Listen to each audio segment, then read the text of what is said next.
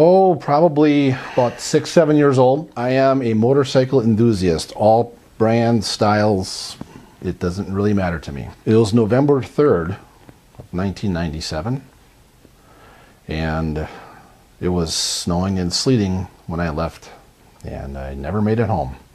I was extremely lucky to be alive. I'll start with some of the minor stuff. Contusions in the head and face, fractured sternum, my compounded bone on the outside of my leg, almost shear of my foot completely off. Well, since that day in 1997, I can honestly say that the pain from that time forward doesn't even register on when you go to the doctor's office and say 1 through 10 with the smiley faces.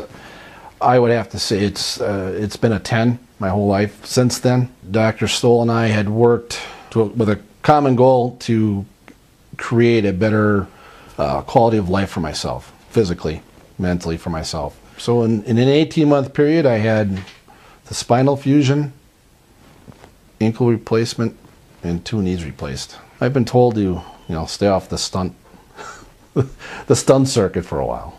This summer was the first time I went on a little 50-mile trip from the house here one day.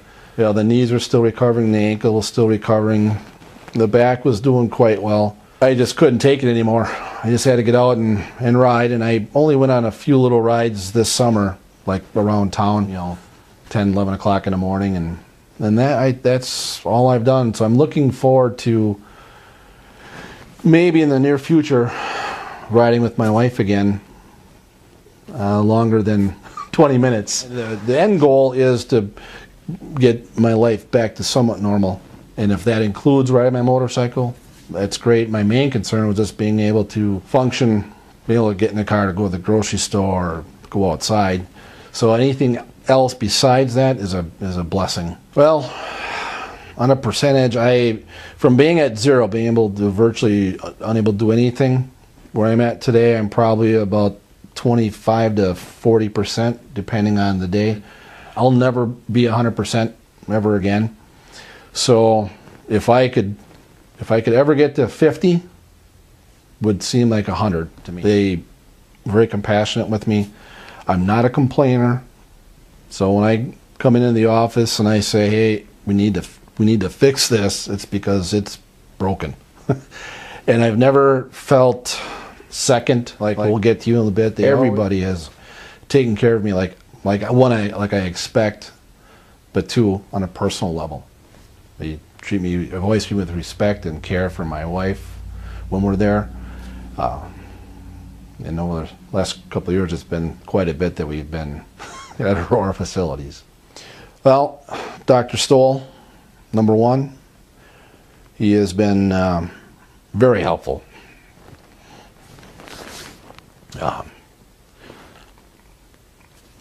He gave me the courage to take these steps for major surgeries, to get the help, to make me understand that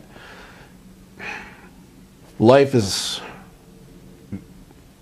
never going to be the same for me, and he felt that the people that he had around him at the facility, that I will get a quality of life back that's somewhat normal.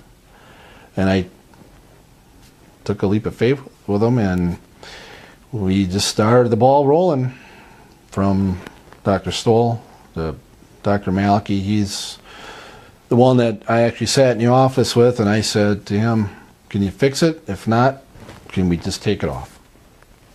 And he said, we're going to fix it, but I'll work with you. Whatever is going to fit your life. And it goes back to the whole thing that Dr. Stoll and I discussed, that we were going to work on my quality of life. And I asked him to send me to people that he would let his family go to. So I have a huge network of doctors in the Aurora system that I've turned over my life to, that I've never done before. Even though I spent a lot of time at the hospital trauma center with the motorcycle accident 16 years ago. I was very reluctant to do that. I just wanted to get out of the hospital and try to be normal, but that was never going to happen. And I stood in the corner in the hall one day and I looked at my wife and I just started crying. I couldn't take another step. I couldn't make another day like I was living.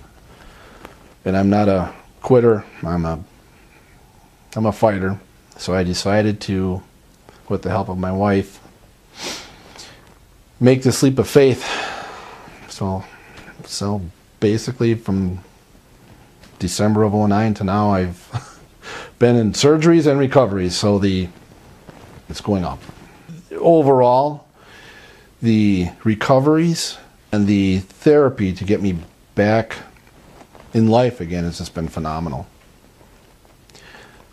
Without my family giving me the support and understanding of me unable to do some of the simplest tasks, like pick up my granddaughter, throw a ball to my grandson, but my wife is the one that has been the most supportive